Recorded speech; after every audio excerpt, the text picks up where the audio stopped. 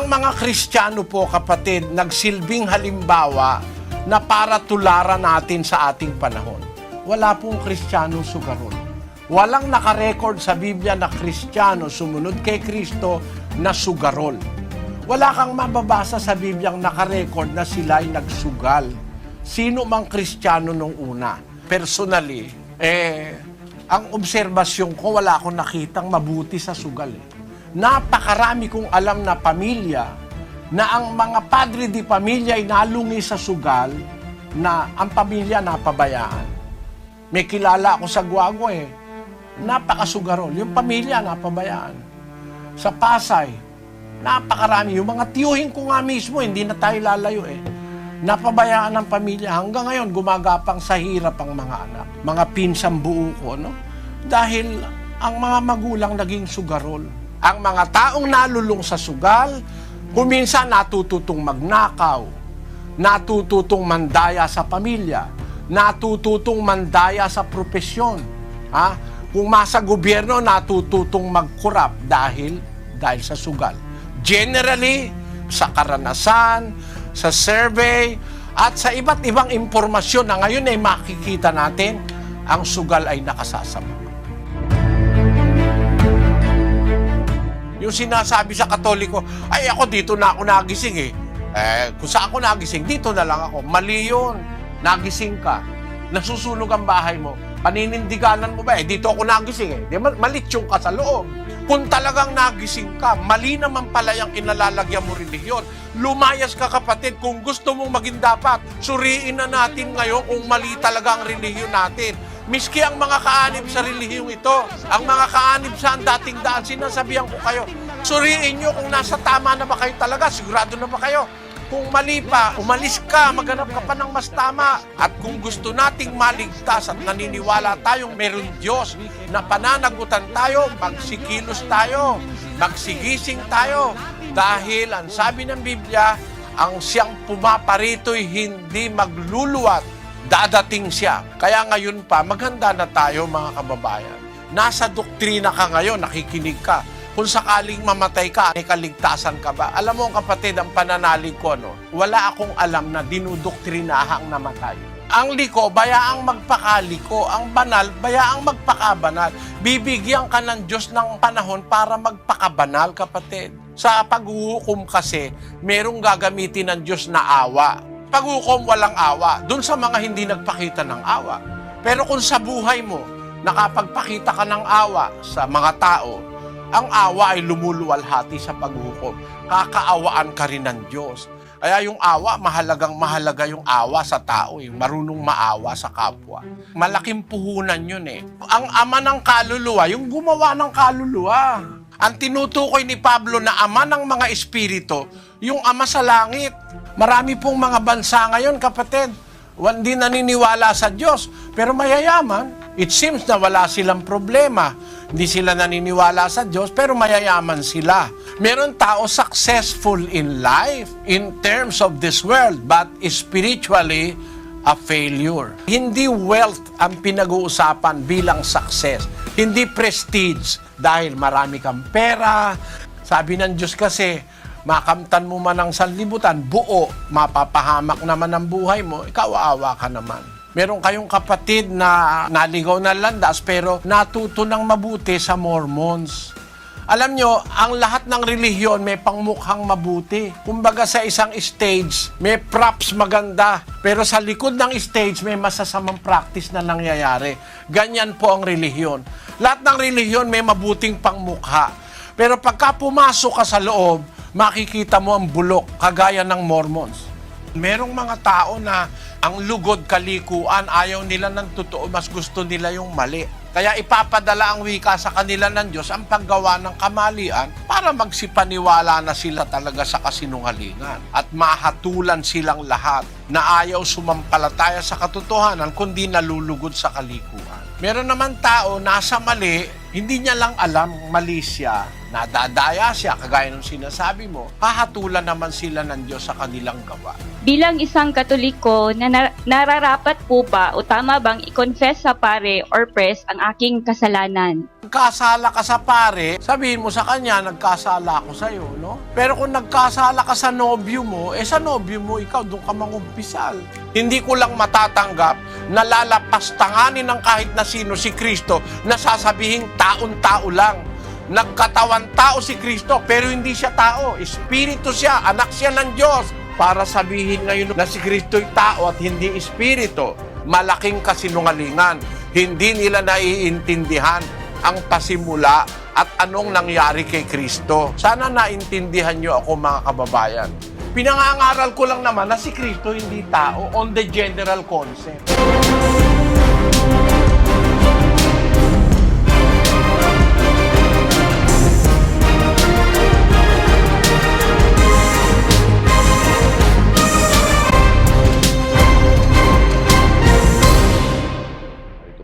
Ang ating kapatid na Eli Soriano. Kapatid na Eli, magandang araw po sa inyo dyan. Magandang araw sa inyong lahat, mga kapatid. Gusto ko sanang sa sandaling panahon bago tayo sumagot ng mga tanong, maipaunawa sa ating mga kababayan at sa ating mga kapatid ang ating intensyon kung bakit nagsasalita tayo. Si San Pablo nung araw, ibinigay niya ang dahilan kung bakit siya nagsasalita. Doon sa Korinto, ang kanyang dahilan kung bakit siya nagsasalita ay nasa 4:13 ng ikalawang Korinto. Ngunit yamang mayroong gayon ding espiritu ng pananampalataya na gaya ng nasusulat, sumampalataya ako at kaya't nagsalita ako. Kami naman ay nagsisisampalataya at kaya't kami naman ay nangagsasalita. Ang pagsasalita po ng mga apostol, partikular si San Pablong sumulat nito, ay dahil sa kanyang pananampalataya. He speaks out of faith, not of any other intention. While there are those who have other intentions than faith, the apostles and the preachers of the Lord Jesus Christ in the first century church speak because of faith. As it was written by the Apostle Paul, we having the same spirit of faith, according as it is written, I believe, therefore I have spoken. We also believe and therefore speak. Sumasampalataya, kaya ako nagsasalita. So ang pagsasalita, hindi dahil magkakapera, o manloloko sa kapwa, o kaya ay magiging sikat, o kaya ay magiging makaka-impluwensya sa gobyerno. Hindi po ganon ang modo o intensyon ng pagsasalita ng mga apostol ng una. It is not because of anything else but faith. According to Paul. In Spanish, it says, Pero teniendo el mismo espíritu de fe, según lo que está escrito, creéis, por tanto hable. Nosotros también creemos, por lo cual también hablamos. nosotros también creemos, por lo cual también hablamos. No hay otro razón por los apóstolos para hablar sino por causa da fe. In Portuguese it says, ora, temos o mesmo espírito de fé, conforme está escrito, cri, por isso falei. Também nós cremos, por isso também falamos. In Cebuano, apan sa nabatonan namo ang mao gayud, nga espiritu sa pagtuo, ingon sa nahasulat, mituo ako, ug tungod niya na nagsulti ako. Mingtuo usab kami, ug tungod niya na nagasulti usab kami. There is no reason why they are speaking other than faith. In Kapampangan it says, Dapot antina ning atintamong milulupang espiritu ning kasalpantayanan, agpangketang makasulat, meniwala ko at nung inya maniabi ko, ikami man maniwala kami, at king uli na naman niti maniabi kami. It is well said by the Apostle Paul. King uli na niti, manyabi kami, uling maniwala kami. Nung kapilan pa man, manyabi la o magsalita la, pauli na ning kasalpantayanan pauli na ning ganansya o pera o nano pa mang bage. Ganyan din sa Bicol, Brad Mel. Alagad huling igwa kan iyo man sa ng espiritu nin pagtubod, siring sa nasusurat, ako nagtubod, asin kaya ako nagtaram. Kami man nagtutubod, asin kaya man kami nagtataram. Kami man nagtutubod, asin kaya man kami nagtataram. Ang tataramon ng mga apostol, walang ibang intensyon kundi ang pananampalataya. Because of my faith, whenever I encounter things or teachings against the faith that I have known in the Bible, kayo lumagay sa lagay ko, alam mo yung nasa Biblia, hindi ka makikibo dahil matitigas na ang puso ng mga mayayaman at mga marurunong. Akala nila, tama-tama na sila. Baka kahit sa isang basurero o isang pulubi, mailigtas mo, dun sa paniniwalang si Kristo raw, hindi espiritu, kundi isang tao. Alam nyo, kung sinabi niya yan, nung si Kristo nasa lupa, dahil si Kristo'y nagkatawang tao, nangaral sa lupa, pinaglihi ni Maria yung kanyang katawang tao, kung noon niya sinabi yan, baka sakali, hindi ako kumibo Dahil nung panahon na yung nasa lupa si Kristo, talagang nasa katawang tao siya. Pero ngayon mo sasabihin na si Kristo tao, hindi espiritu, mali yun sa Biblia. Pakinggan nyo ho, mga kababayan, sa 5 ng 2 Korinto, versikulo 16.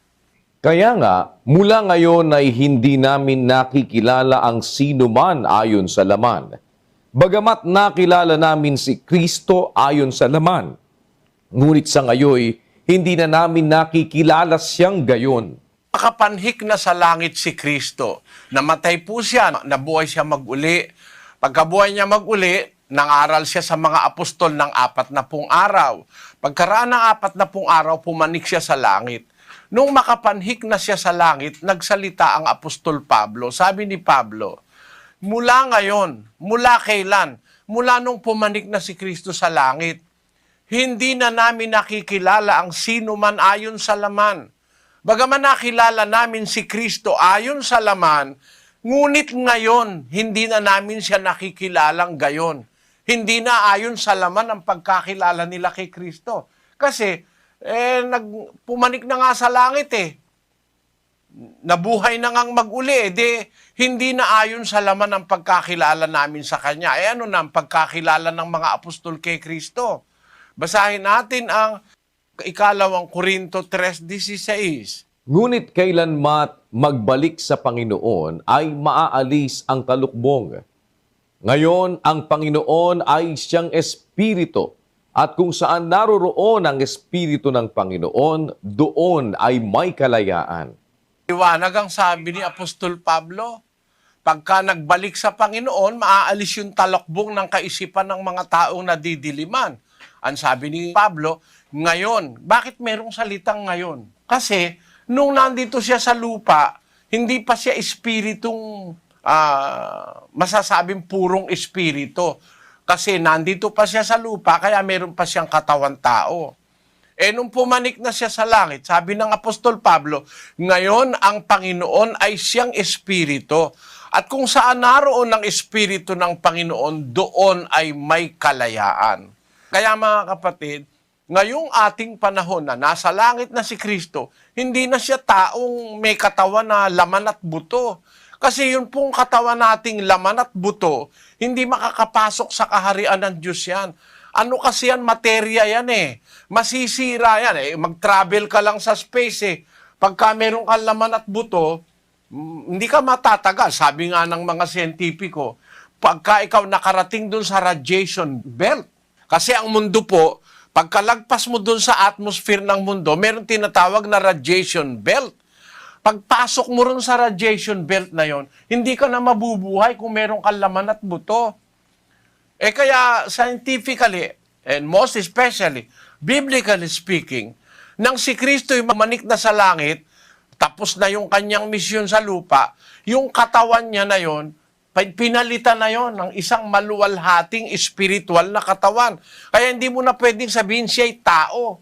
Kasi kung tao ka na may laman at buto, hindi ka makakapasok sa langit, ang sabi ni Pablo. Hindi pwedeng itong laman pumasok sa langit. Yung buto na may kasiraan. 15:50 ng unang Korinto. Sinasabi ko nga ito, mga kapatid, na ang laman at ang dugo ay hindi makapagmamana ng kaharian ng Diyos, ni ang kasiraan ay magmamana ng walang kasiraan. Narito, sinasaysay ko sa inyo ang isang hiwaga. Hindi tayong lahat ay mga tutulog, ngunit tayong lahat ay babaguhin. Sa isang sandali, sa isang kisap mata, sa huling pagtunog ng pakakak, sapagkat tutunog ang pakakak, at ang mga patay ay mga bubuhay na mag-uli na walang kasiraan, at tayo'y babaguhin. Sapagkat kinakailangan na itong may kasiraan ay magbihis ng walang kasiraan, at itong may kamatayan ay magbihis ng walang kamatayan. Datapwat pagka itong may kasiraan ay mabihisa ng walang kasiraan, at itong may kamatayan ay mabihisa ng walang kamatayan, kung magkakagayon ay mangyayari ang wikang nasusulat, nilamon ng pagtatagumpay ang kamatayan. Ng proseso, mga kababayan. Ang sabi ni Pablo, yung laman at dugo, hindi makakapasok sa kaharian ng langit. Hindi pwede sa langit yung laman at dugo. O ang may kasiraan ay magmamana ng walang kasiraan. Hindi pwede. May kasiraan kasi itong laman na ito, nabubulok ito eh. Kaya sabi niya, sinasabi ko ito, ang isang hiwaga, hindi lahat ng tao matutulog o mamamatay. Ngunit ang lahat ng maliligtas naman ay babaguhin. Sa isang sandali, sa isang kisap mata, sa huling pagtunog ng pakakak, sa pagkatutunog ng pakakak at ang mga patay ay mga bubuhay na mag-uli na walang kasiraan at tayo'y babaguhin. Kaya babaguhin po itong pagkataong ito bago ka pumanik sa langit eh. Hindi kasi pwedeng ipanik mo sa langit yung laman at buto. May kasiraan yan, mamamatay ka. Pag nag-travel ka in space na may laman at buto, mamamatay ka. Kaya kailangan mapalitan ito. At ano ang ipapalit? Pagka nabuhay pong mag-uli yung taong maliligtas, papalitan tayo ng katawan sa 3:20 ng Pilipos. Sapagkat ang ating pagkamamamayan ay nasa langit. Mula doon ay hinihintay naman natin ang tagapagligtas, ang Panginoong Hesukristo, na siyang magbabago ng katawan ng ating pagkamababa upang maging katulad ng katawan ng kanyang kaluwalhatian, ayon sa paggawa na maipagpapasuko niya sa lahat ng mga bagay sa kanya. Babaguhin ni Kristo pagparito niya yung ating katawan ng pagkamababa. Pag nabuhay tayo mag-uli mula sa mga patay, bago tayo pumanik sa langit, kung maliligtas tayo, babaguhin yung ating katawan. Gaya ng kanyang katawan, ng kanyang kaluwalhatian, sabi ni San Pablo. We will be changed. And the change will be like the body of the Lord Jesus Christ, His glorious body, na yung katawan niya, nung mabuhay siya mag-uli sa mga patay, nakakapasok sa saradong pintuan at bintana. Hindi na po yun, hindi na po yun materia na kagaya ng laman at buto, maluwalhati ng katawan. At yun po ang sinasabi sa Biblia, kaya yun ang aking ipinipilit eh. Bakit? Kasi pinalitan na nga siya bago siya pumanik sa langit, nagpalit na ng katawan ng Panginoong Hesukristo. Katawang ukol sa langit. Basahin natin ang unang Korinto, 15:42, kapatid na Daniel. Gayon din naman ang pagkabuhay na mag-uli ng mga patay, itinatanim na may kasiraan, binubuhay na mag-uli na walang kasiraan. Itinatanim na may katawang ukol sa lupa. Binubuhay na mag-uli na katawang ukol sa espiritu. Kung may katawang ukol sa lupa, ay may katawang ukol sa espiritu naman. May katawan tayong ukol sa lupa, may katawang ukol sa espiritu naman, hindi na yung laman at buto. Ano? Kaya, ang sabi pa sa 49, kapatid na Daniel, At kung paanong tinaglay natin ang larawang ukol sa lupa, ay tataglayin din naman natin ang larawang ukol sa langit. kung paanong si Kristo, nagkaroon siya ng katawang ukol sa langit, inalis yung katawang ukol sa lupa, gayon din yung susunod sa kanya. Kung paanong tinaglay natin ang wika ni Pablo sa mga Kristiyano, ang larawan o yung katawang ukol sa lupa, tataglayin naman natin ang larawang ukol sa langit. Kaya mawawala na yung laman at buto, papalitan ng Diyos ng isang maluwalhating katawan. At yun ay espiritu na. Kaya si Kristo, ganun din po. Nung siya'y nasa lupa, nagkatawang tao siya. Talagang yung katawan niya, tao. Meron siyang laman, meron siyang buto, napapagod, kumakain, natutulog. Pero nung mabuhay siyang maguli sa mga patay at umakyat na siya sa langit, ang sabi ni Pablo, kung nakilala man namin si Kristo ayon sa laman, ngayon hindi na namin siya nakikilalang gayon. Bakit? Sabi niya, ngayon ang Panginoon ay Espiritu. Nung nasa langit na, Espiritu yung Kristo. Bago pa siya magkatawan tao, Espiritu talaga ang kalagayan niya. Kasama siya ng Ama eh. Bahagi siya ng Ama eh. Basahin natin ang 4:24 ng Juan. Ang Diyos ay espiritu at ang mga sa Kaniya'y nagsisisamba ay kinakailangang magsisamba sa espiritu at sa katotohanan. Ang Diyos ay Espiritu. Yung Ama sa langit, yung gumawa ng lahat ng bagay, Espiritu yon. At si Kristo, bago magkatawan tao, nasa sinapupunan siya nung Ama na Espiritu. Pwede ba namang nasa sinapupunan siya ng Espiritu? Tao naman pala siya. Basahin natin ang 1:18 ng Juan. Walang taong nakakita kailanman sa Diyos. Ang bugtong na anak na nasa sinapupunan ng Ama, siya ang nagpakilala sa Kanya. Ang bugtong na anak, nasa sinapupunan ng Ama. Ang Ama'y Espiritu. Nasa sinapupunan niya si Kristo. Pwede ba namang ang Ama'y Espiritu, ang nasa sinapupunan niya ay tao? Mali yun. Kung ang Ama ay Espiritu, si Kristo Espiritu rin. Parang ganito mga kababayan, para maintindihan nyo lang. Bibigay ako ng halimbawa. Si Eva, nasa tadyang ni Adan. Kung si Adan ay tao, si Eva rin ay tao. Di ba? Kasi may laman at buto si Adan. Ang ginawa ng Diyos, basahin natin ang 2 ng Henesis 21. At hinulugan ng Panginoong Diyos ng di kawasang himbing ang lalaki, at siya'y natulog, at kinuha ang isa sa kanyang mga tadyang, at pinapaghilom ang laman sa dakong yaon. At ang tadyang na kinuha ng Panginoong Diyos sa lalaki ay ginawang isang babae, at ito'y dinala niya sa lalaki. At sinabi ng lalaki, ito nga'y buto ng aking mga buto, at laman ng aking laman. Siya'y tatawaging babae, sapagkat sa lalaki siya kinuha. May butot may laman si Adan, may butot may laman din si Eva. Kasi sa tadyang ni Adan kinuha si Eva, yung babaeng ginawa ng Diyos para maging kanyang asawa. Ganun din naman ang Kristo, mga kababayan. Ang Kristo, na anak ng Diyos, nang umpisa, nasa sinapupunan ng Diyos. Ang Diyos ay Espiritu. Natural yung nasa sinapupunan niya, Espiritu rin. Kaya lang, bago pa lumikha ang Diyos ng mundo at ng universo, yung kanyang anak na nasa sinapupunan niya, ipinanganak niya.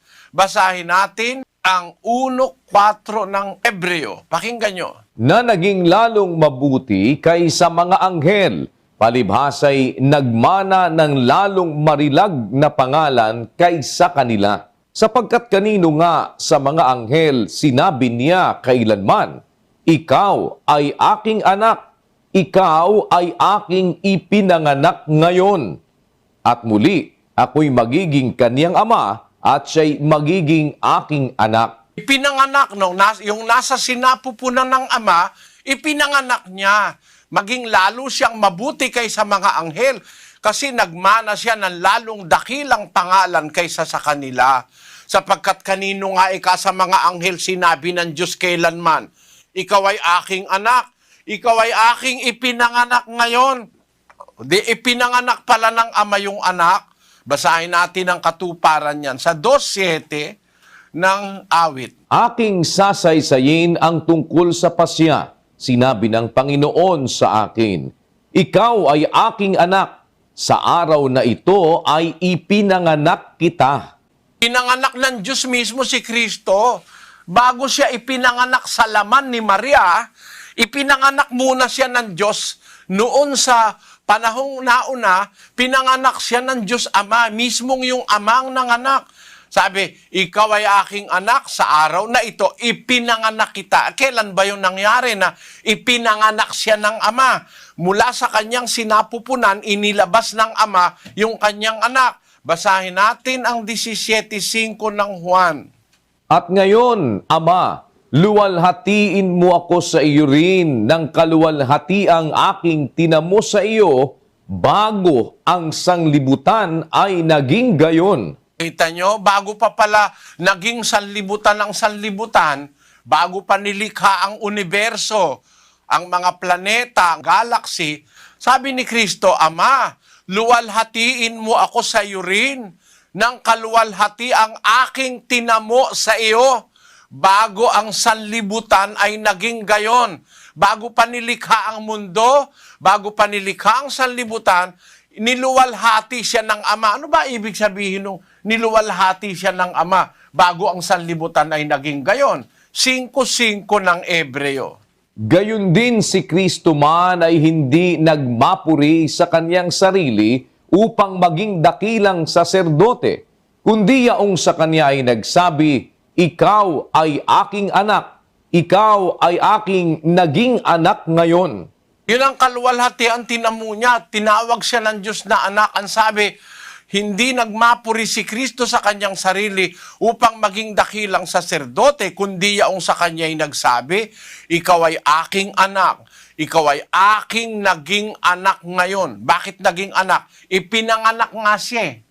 Mula pa doon sa walang hanggan si Kristo, pinanganak na siya ng Diyos. Mula sa eternity, pinanganak na siya. Bago pa nilikha ang mundo, bago pa nagkaroon ng mga planeta, bago pa nagkaroon ng universo, ipinanganak na siya ng Diyos mula pa doon sa walang hanggan. Katunayan sa 5:2 ng Mikas. Pakinggan nyo. Ngunit ikaw, Bethlehem Ephrata, na maliit upang lumagay sa libu-libo ng Huda, mula sa iyo ay lalabas sa akin ang isa na magpupuno sa Israel, na ang pinagbuhatan niya ay mula ng una, mula ng walang hanggan. Ang pinagbuhatan niya, ang wika, yung ipanganganak sa Bethlehem, ang pinagbuhatan niya mula ng una, mula ng walang hanggan, doon pa sa eternity, ipinanganak na ng Ama ang kanyang anak. Noon, Espiritu si Kristo noon. Espiritu kasi yung Ama eh. Ngayon, yung Espiritong anak ng Amang Espiritu, nagkatawang tao sa panahon ng unang siglo. Ano yung kanyang katawang tao? Yung katawang taong ipinaglihi naman ni Maria. Kaya, nung pumasok siya sa lupa, Espiritu siya, may nakahanda na sa kanyang katawan. Nung pumasok siya sa sanlibutan, galing kasi siya sa Ama eh. Basahin natin ang 5 ng Ebreo. Kaya't pagpasok niya sa sanlibutan ay sinasabi, hain at handog ay hindi mo ibig, ngunit isang katawan ang sa akin ay inihanda mo. Nung pumasok siya sa sanlibutan, bakit siya pumasok? Hindi naman siya dito nag-umpisa sa sanlibutan eh. Ayon sa Biblia eh. Hindi ka pa pinaglilihi. Nasa tatay ka pa lang. Umiiral ka na. Nasa balakang pa lang ni Abraham. Umiiral na si Levi. Nasa balakang pa lang siya ni Abraham. Kaya ang sabi sa 5 ng Ebreo, Kaya't pagpasok niya sa sanlibutan ay sinasabi, hain at handog ay hindi mo ibig, ngunit isang katawan ang sa akin ay inihanda mo. Yun, may katawan ang nakahanda sa sanlibutan. Yun nga yung ipinangak ni Maria, yung katawan na tao. Na kay Maria nag-umpisa yung katawan. Pero yung pumasok dun sa katawan, hindi rito nag-umpisa sa sanlibutan. Ang sabi ng Biblia, pagpasok niya sa sanlibutan, ay ba't pumasok? Kasi galing siya sa ibang lugar. Galing siya sa Ama, sa 38 ng Juan. Sapagkat bumaba akong mula sa langit, hindi upang gawin ko ang aking sariling kalooban, kundi ang kalooban ng nagsugo sa akin. Pero ba naman bumaba na hindi umiiral? Paano nakababa kung hindi umiiral? Kaya lang nagkaroon ng Kristo nung ipanganak ni Maria. Hindi mo ba binabasa yung Biblia? Nakasulat sa Biblia, di ba? Bumaba ako mula sa langit. Pagbaba niya, pumasok siya sa sanlibutan. Nung pumasok siya, may nakahanda na sa kanyang isang katawan. Yun yung ipinanganak ni Maria, yung katawan tao. Yun yung tinuli, yun yung napagod, yun yung pinatay sa krus, yung katawan. Pero yung nandun sa loob ng katawan, hindi tao yun, espiritu yun, na ipinanganak ng Ama bago pa ang sanlibutan ay naging gayon. Yun yung galing sa Ama sa langit, tapos pumasok, bumaba sa lupa. Bumaba akong mula sa langit, hindi upang gawin ang sarili kong kalooban, kundi ang kalooban ang nagsugo sa akin. Sa mga kapatid, yung nagsugo sa kanya, nasa langit. At siya nasa langit din. Isinugo siya, pumasok siya ngayon sa sanlibutan. Nung pagpasok niya sa sanlibutan, may nakahanda ng isang katawan. Yun yung katawang tao. Pero nung mamatay siya, yung katawang tao na yon, nung mabuhay siyang mag-uli, pinalitan yon ng isang maluwalhating katawang espiritu.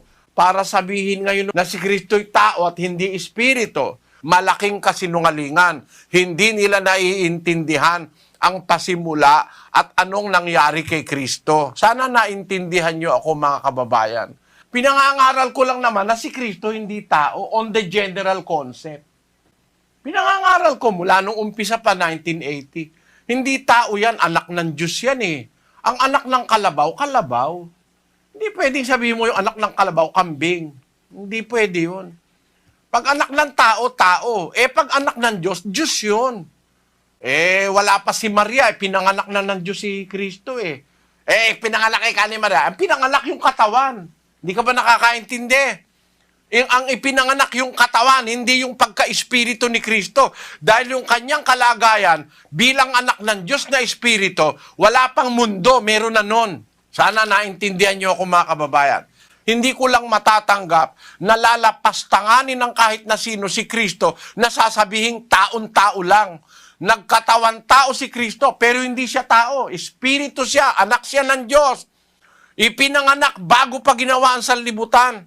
At nung siya ay magkatawan tao, namatay siya, pagkatapos niyang mamatay, nabuhay siyang mag-uli, pumanik siya uli sa langit. Bago siya pumanik sa langit, pinalitan uli yung kanyang kalagayan. Pinalitan siya ng isang katawang maluwalhati, espiritual na katawan. Yan ang katotohanan sa Biblia.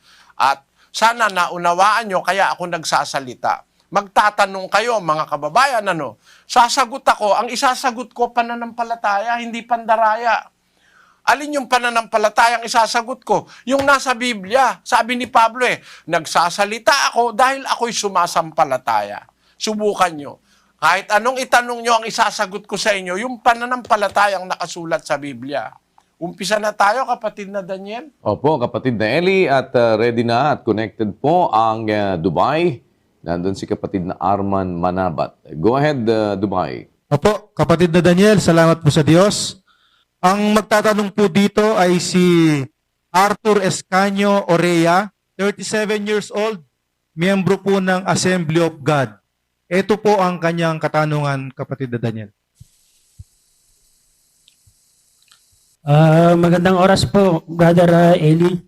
Di mo ba masama ang papalit-palit ng reliyon? Alam mo, kapatid, kailanman hindi masama na magpalit ka ng relihiyon kung ang papalitan mong relihiyon mali papunta sa tama. Hindi masama mag-improve papunta sa tama Si Pablo nagpalit ng relihiyon Pakinggan mo sa 1:13 ng Galacia. sapagkat inyong nabalitaan ang aking pamumuhay ng nakaraang panahon sa relihiyon ng mga Hudyo, kung paanong aking inuusig na malabis at nilipol ang iglesia ng Diyos.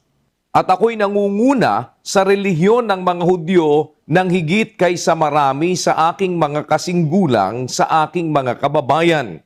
Palibhasa'y totoong masikap ako sa mga salit-saling sabi ng aking mga magulang. Ngunit nang magalingin ng Diyos na siyang sa akin ay nagbukod, buhat pa sa tiyan ng aking ina, at ako'y tawagin sa pamamagitan ng kanyang biyaya na ihayag ang kanyang anak sa akin upang siya'y aking ipangaral sa gitna ng mga hintil, pagkarakay hindi ako sumangguni sa laman at sa dugo. Ito, nagsasalita si Pablo nung nakaraan niyang relihiyon. Nabalitaan niyo kung ano ang aking relihiyon nung araw, na sa relihiyon ng mga Hudyo, kung ano aking ginagawa noon. Inuusig niya ang iglesia ng Diyos. Yung iglesyang itinatag ng unang siglo, inuusig niya, pinapapatay niya yung mga miyembro sa iglesia. Pati lalaki, pati babae, wala siyang kaawa-awa dahil nasa relihiyon siya ng mga Hudyo noon. Ngayon, pero dumating yung panahon, tinawag siya ng Panginoong Hesus. Sabi ng Panginoong Hesus sa kanya, Saulo, Saulo, bakit mo ko pinag-uusig? Sabi niya. Nagpakita sa kanya ang Panginoong Hesus sa isang tanghaling tapat. At nabulag pa nga siya ng 3 araw.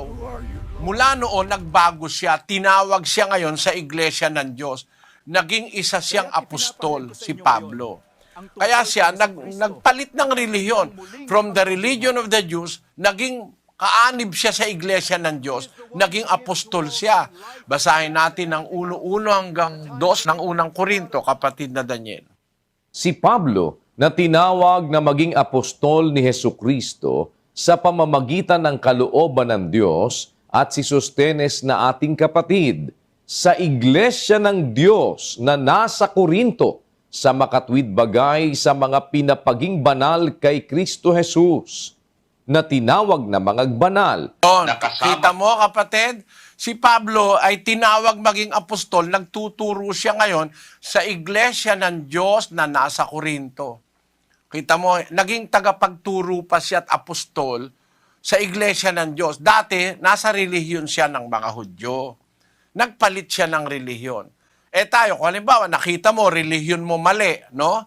Ang masasabi ko sa'yo, kung ikaw ay lilipat sa mali, masama. Pero, kung halimbawa, nasa mali ka, pupunta ka sa tama, walang masama ron. Kasi utos ng Diyos yun Sa 17-18 ng Roma. Pakinggan mo. Ngayon ipinamamanhik ko sa inyo, mga kapatid, na tandaan ninyo yaong mga pinanggagalingan ng pagkakabahabahagi at ng mga katitisuran, laban sa mga aral na inyong nangapag-aralan, at kayo'y magsilayo sa kanila. Sapagkat ang mga gayon ay hindi nagsisipaglingkod sa Kristong Panginoon, kundi sa kanilang sariling tiyan, at sa pamamagitan ng kanilang mabuting pananalita at maiinam na mga talumpati, ay dinadaya ang mga puso ng mga walang malay. Yung mga mandaraya, ang sabi ni Pablo sa mga Kristiyano, magsialis kayo sa kanila, magsilayo kayo sa kanila.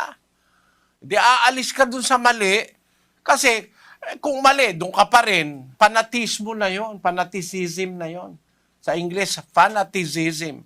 Pero ang sabi sa Biblia, pinamamanik ko sa inyo, mga kapatid, tandaan nyo yung pinanggagalingan ng mga pagkakabahabahagi, katitisuran, laban sa aral na inyong napag-aralan, at magsilayo kayo sa kanila, sapagkat ang mga gayon na hindi naglilingkod sa Kristong Panginoon, kundi sa kanilang sariling tiyan.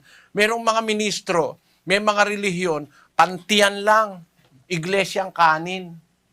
Para makakain lang kaya nagre-relihiyon.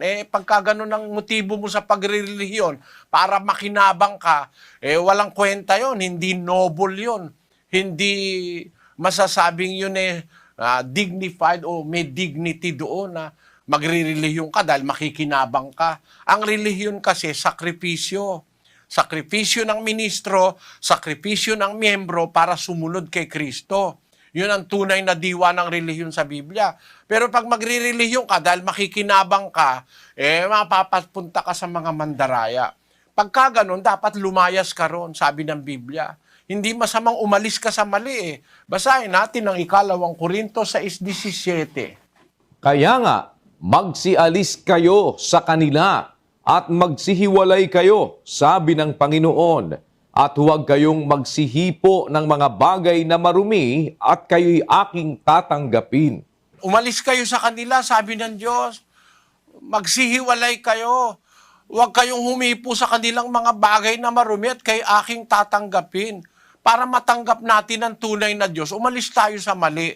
Hindi kailanman masamang umalis sa relihiyong mali, mga kapatid. Yung sinasabi sa Katoliko, ay ako dito na ako nagising eh. Kung saan ako nagising, dito na lang ako. Mali yun.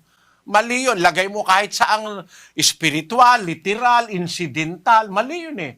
Halimbawa, incidental. Nagising ka. Nasusunog ang bahay mo. Paninindiganan mo ba? Dito ako nagising eh. Malitsyon ka sa loob. Di ba? Yun namang material. Nagising ka. Meron kang muta, ang laki-laki. Dito ako nagising. Biya mo yung muta dyan. Huwag ka nang magmumog. Nagising ka, may mutat, may panis na laway. Mali yun. Spiritual, ganun din. Kung talagang nagising ka, mali naman pala yung kinalalagyan mo relihiyon. Lumayas ka, kapatid, kung gusto mong maging dapat. Tayo ba ay nagbubulag-bulagan o tayo ba ay nagbibingi-bingihan para huwag tayong magsuri ng relihiyon? Suriin na natin ngayon kung mali talaga ang relihiyon natin. Miski ang mga kaanib sa relihiyong ito, ang mga kaanib sa dating daan, sinasabihan ko kayo, suriin nyo kung nasa tama na ba kayo talaga, sigurado na ba kayo? Kung mali pa, umalis ka, maghanap ka pa ng mas tama. At kung gusto nating maligtas at naniniwala tayong meron Diyos na pananagutan tayo, magsikilos tayo, magsigising tayo. Dahil ang sabi ng Biblia, ang siyang pumaparito'y hindi magluluwat.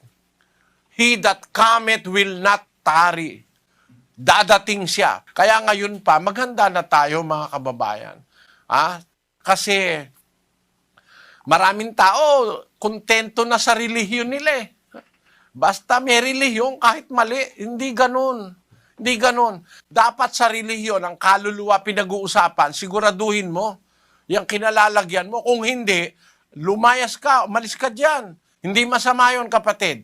Doon sa tinatanong mo, nasa doktrina ka ngayon, nakikinig ka. Kung sakaling mamatay ka, may kaligtasan ka ba? Alam mo, kapatid, ang pananalig ko, wala akong alam na dinudoktrinahan namatay sa kasaysayan ng samahang ito. Kasi nasa Biblia yun eh. Sa Apokalipsis, Kapitulo 22, ganito ang ating mababasa. 22:11. Ang liko ay bayaang magpakaliko pa, at ang marumi ay bayaang magpakarumi pa, at ang matuwid ay bayaang magpakatuwid pa, at ang banal ay bayaang magpakabanal pa. Narito, ako'y madaling pumaparito, at ang aking gantimpala ay nasa akin, upang bigyan ng kagantihan ang bawat isa ayon sa kaniyang gawa. Ang liko, bayaang magpakaliko. Ang banal, bayaang magpakabanal. Bibigyan ka ng Diyos ng panahon para magpakabanal, kapatid.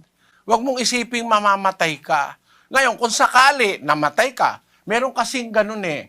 Meron kaming dinoktrinahang matanda, 97 anyos na yata. Kaya lang nung babautismuhan na, hindi na nabautismuhan kasi namatay na. Bago pa siya ilubog sa tubig, namatay na. Sabi ko, okay yun. Bakit? Kasi nakahanda naman siya talagang tanggapin eh. Kaya lang, dulot na lang katandaan, Siguro, 97 anyos na eh. Pinagpahinga na ng Diyos. Ganon. Ang Diyos naman ay hustisya eh. Alam niya kung tinatanggap mo, kung hindi eh. Halimbawa, hindi ka patapos ng doktrina, namatay ka, kapatid. Kung nasa puso mo talaga at sumasampalataya ka, may konsiderasyon ng Diyos. Sa paghuhukom kasi, merong gagamitin ng Diyos na awa. Basahin natin ang 2:13 ng Santiago. Sapagkat ang paghuhukom ay walang awa doon sa hindi nagpakita ng awa. Ang awa ay lumuluwalhati laban sa paghuhukom. Paghukom, walang awa. Doon sa mga hindi nagpakita ng awa. Pero kung sa buhay mo, nakapagpakita ka ng awa sa mga tao, ang awa ay lumuluwalhati sa paghukom. Kakaawaan ka rin ng Diyos. Kaya yung awa, mahalaga yung awa sa tao, yung marunong maawa sa kapwa. Malaking puhunan yun eh.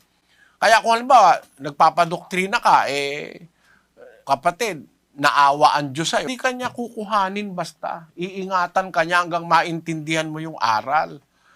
Para matanggap mo o kaya itakwil mo kung ayaw mo. Doon ka mapapahamak. Pero huwag kang mag-alala kapatid, naniniwala ako matatapos mo yung doktrina para makapag-desisyon ka kung tatanggapin mo o hindi. At samahan ka nawa ng Panginoon. Brother Eli, maraming salamat po sa pagpapaliwanag. Salamat sa Diyos. Salamat po. At lipat naman tayo kaagad sa Libmanan, Camarines Sur. Nandun si kapatid na Roland Antonio. Camarines Sur, come in please.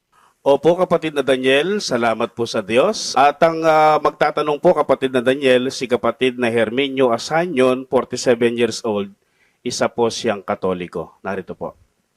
Magandang gabi, Brother Eli. Sa panahon ngayon na marami nang lumilitaw na mangangaral ng salita ng Diyos, paano po ba makikilala ang tunay o totoong halal ng Diyos o may karapatang na mangaral? Totoo po ba na ang banal na Papa ng pinagkamataas na Ama ng ating kaluluwa dito sa lupa ayon sa Biblia? Ang ama ng kaluluwa, yung gumawa ng kaluluwa. Sino ba ang gumawa ng kaluluwa na ama ng kaluluwa? Basahin natin yung Hebreo, Kapitulo 12, versikulo 9. Bukod dito, tayo'y nangagkaroon ng mga ama ng ating laman upang tayo'y parusahan at sila'y ating iginagalang.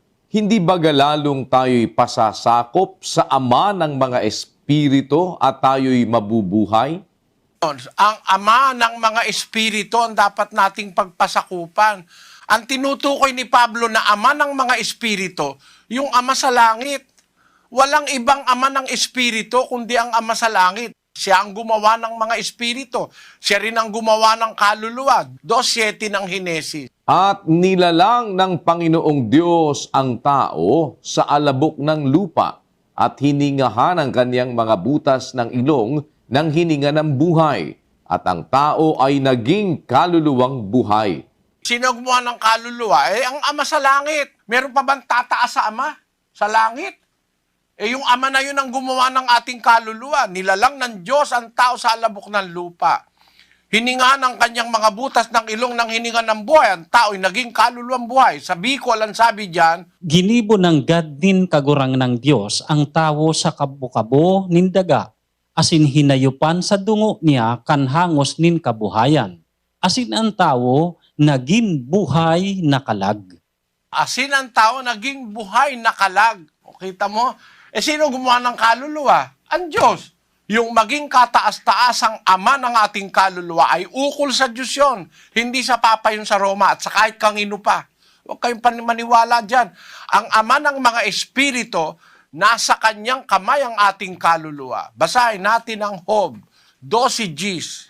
Nasa kamay niya ang kaluluwa ng bawat bagay na may buhay at ang hininga ng lahat ng mga tao. Nasa kamay ng Diyos ang kaluluwa ng bawat bagay na may buhay, kasama tao ron, at ang hininga ng lahat ng mga tao. Kaya siya, ang ating ama ng kaluluwa, ay ang ama sa langit. Ngayon, dun sa una mong tanong, paano malalaman ngayon yung mangangaral na hinalal ng Diyos na may karapatang mangaral? Ang dai-daing lumitaw. Madali lang namang malaman kung susunod ka sa Biblia, kapatid. Kaya lang napaglululuko yung iba, ayaw bumagbasa ng Biblia. Basahin natin ang Biblia, 7:17 ng Juan. Kung ang sino mang tao ay nag-iibig gumawa ng kaniyang kalooban, ay makikilala niya ang turo kung ito'y sa Diyos o kung ako'y nagsasalita na mula sa aking sarili. Makikilala ang turo, yung aral, kung sa Diyos o kung nagsasalitang mula sa sarili.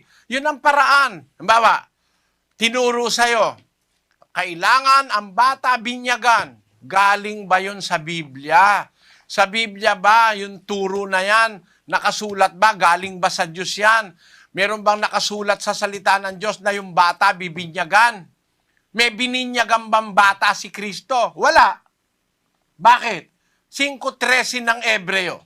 Sapagkat bawat tumatanggap ng gatas ay walang karanasan sa salita ng katwiran, sapagkat siya'y isang sanggol. Sanggol, walang karanasan, walang malay sa katwiran. Paano mo bibinyagan? At hindi kailangan binyagan ng sanggol. Bakit? Kaya raw binibinyagan ng bata kasi para wag daw pumunta sa limbo. Kasi pag ang bata raw hindi nabautismuhan, mapupunta dun sa limbus infantium. Dun daw mapupunta.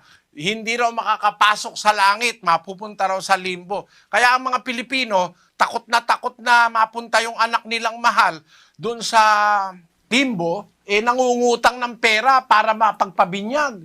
Pag nagbinyag naman, may ninong, may ninang, may handaan, may piyesta. Ganun ang ginagawa kasi natatakot tayo mapunta sa limbo yung ating anak. Kamakailan, diniklara, wala kang limbo, hindi totoo yan. Madali lang naman maintindihan kahit miyembro Maintindihan mo naman, nagsasalita ba siya sa sarili nila o galing ba sa salita ng Diyos?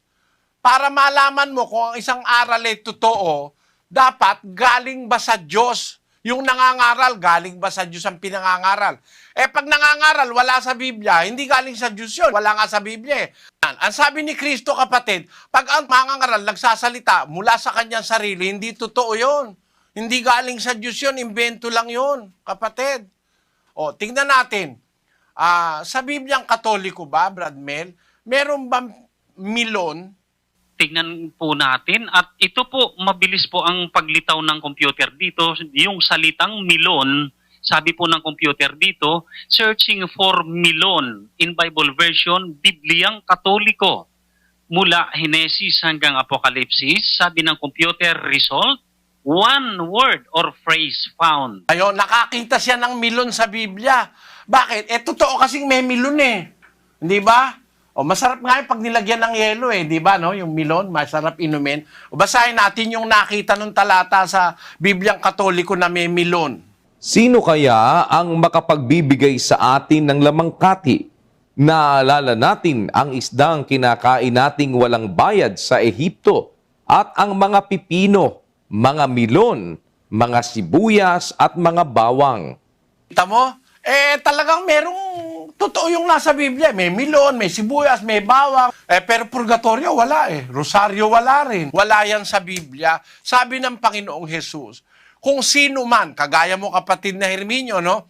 Nag-iibig gumawa ng kalooban ng Diyos, makikilala niya ang turo kung ito'y sa Diyos o kung ako'y nagsasalita mula sa aking sarili. Bakit? Tuloy natin. Ang nagsasalita ng saganang kaniyang sarili, humahanap ng kaniyang sariling kaluwalhatian. Datapwat, ang humahanap ng kaluwalhatian yaong sa kanya'y nagsugo, ang gayon ay totoo at sa kanya'y walang kalikuan. Yung isinugo ng Diyos na mangangaral, hindi nagsasalita sa kanyang sarili lang. Kasi yung nagsasalita sa kanyang sarili, humahanap ng sarili niyang kaluwalhatian o glory. Pero ang humahanap ng kaluwalhatian ng Diyos na sa kanya'y nagsugo, ang gayon ay totoo. At sa kanya'y walang kalikuan. Ang totoo na mangangaral, yung nagsasalita, ang sinasabi, salita ng Diyos. Yun ang sugo, yung nagsasalita ng salita ng Diyos. Wala siyang sinasabing galing sa sarili. Basa sa 3:34 ng Juan. Sapagkat ang sinugo ng Diyos ay nagsasalita ng mga salita ng Diyos. Ang sugo ng Diyos, nagsasalita ng salita ng Diyos. Kaya pag ang isang mangangaral nagtuturo, pansarili, hinahaluan yung Biblia ng sarili niya, hindi sugo yun. Kaya kung naghahanap kayo ng tunay na mangangaral, ang hahanapin nyo, yung ang itinuturo, hindi sa sarili galing. Walang kwenta kasi pag ang turo galing lang sa tao. Marcos 7:7. Datapwat walang kabuluhan ang pagsamba nila sa akin na nagtuturo ng kanilang pinakaaral ng mga utos ng mga tao. Walang kabuluhan, nababaliwala ang relihiyon. Pag ang relihiyon mo may turong utos ng tao. Kaya kailangan ang relihiyon o ang mangangaral na nagtuturo para makilala mo yun sa Diyos, dapat lahat ng tinuturo niya galing sa Diyos, galing sa Biblia. May batayan sa Biblia. Pag wala, huwag ka na magrelihiyon. Baka sakaling maligtas ka pa. Yun ang sagot ko, kapatid na Herminio. Maraming salamat at magandang araw sa inyo diyang mga tagalibmanan. Maraming salamat po, Brother Eli. Salamat po. Salamat po. At sa General Santos City naman tayo, nandun si kapatid na Hil Salazar. Go ahead, General Santos City. Magandang gabi po kapatid na Eli at kapatid na Daniel. Nandito po tayo sa General Santos City at kasama po natin si kapatid na Ariel Buhol, isa pong Katoliko. Magandang gabi po, Brother Eli. Maraming salamat po pala sa Biblia na ibinigay nyo. Ang tanong ko po, sabi po sa Biblia, bawal po sumamba sa Diyos-Diyosan. Paano naman po yung mabubuting Katoliko na sumasamba sa Diyos-Diyosan na hindi alam na bawal pala yun? Dahil hindi nga sinasabi ng pare, sila po ba'y maliligtas? At saan po galing ang Iglesia Katolika? Kapatid, yung sumasamba sa Diyos-Diyusan na sabi mo ay hindi alam dahil hindi sinasabi ng mga pare. Ang Diyos, nagbibigay siya ng pagkakataon sa tao. Bago ang tao ay mamatay, ang Diyos nagbibigay ng pagkakataon para makilala niya yung tama at saka yung mali. Ngayon, kung halimbawa, hindi mo alam na ganon, ginagawa, nadadaya ka ng mga nagtuturo sa'yo kasi hindi tinuturo sa'yo, merong paraan ng Diyos para hatulan yung mga taong ganon. Gaya nung sinasabi ni Pablo sa Roma 2:13. Sapagkat hindi ang mga tagapakinig ng kautusan na ang siyang mga ganap sa harapan ng Diyos, kundi ang nangagsisitalima sa kautusan ay aariing mga ganap. Sapagkat kung ang mga hentil na walang kautusan sa katutubo ay nagsisigawa ng mga bagay ng kautusan, ang mga ito na walang kautusan ay siyang kautusan sa kanilang sarili. Yung palang mga tao na walang kautusan, hindi nakapakinig ng aral, kung gumagawa naman sila ng kabutihan, ay yung kabutihan na yon ang magiging konsiderasyon ng Diyos sa kanila sa araw ng paghatol. Kahit hindi mo alam yung kautusan, kung ginagawa mo naman yung bagay ng kautusan, ay yun ang magiging batayan ng paghatol ng Diyos sa iyo. Bawa, nadaya ka lang, titingnan ng Diyos yung mga gawang iba na hindi ka nadaya. Kaya lang, ang Diyos ay hindi papayag na habang panahon madaya ang mga tao. Magbibigay siya ng paraan para ang tao makarealize na mali yung ginagawa niya. Kaya lang, merong mga tao na kahit mali na, tuloy-tuloy pa rin sa mali. Pag alam mong mali na, saka tuloy mo pa rin, hindi ka na talaga magkakaroon ng pag-asa. Yun ang sinasabi sa 2:11 ng ikalawang Tesalonika. Dahil dito'y ipinadadala sa kanila ng Diyos ang paggawa ng kamalian upang magsipaniwala sila sa kasinungalingan, upang mangahatulan silang lahat na hindi nagsisampalataya sa katotohanan, kundi nangalugod sa kalikuan. Merong mga tao na ang lugod kalikuan, ayaw nila ng totoo, mas gusto nila yung mali. Kaya ipapadala ang wika sa kanila ng Diyos ang paggawa ng kamalian para magsipaniwala na sila talaga sa kasinungalingan at mahatulan silang lahat na ayaw sumampalataya sa katotohanan kundi nalulugod sa kalikuan. Dalawang klase yan. Meron tao, kilala niya na yung tama, ayaw niyang umalis sa mali. Meron naman tao, nasa mali, hindi niya lang alam, mali siya, nadadaya siya, kagaya ng sinasabi mo, hahatulan naman sila ng Diyos sa kanilang gawa. Sana naunawaan mo, kapatid na Ariel. Maraming salamat po, Brother Eli. Salamat po. At sa Imelda Avenue, Cainta, Rizal naman tayo. Nandun si kapatid na Danny Navales.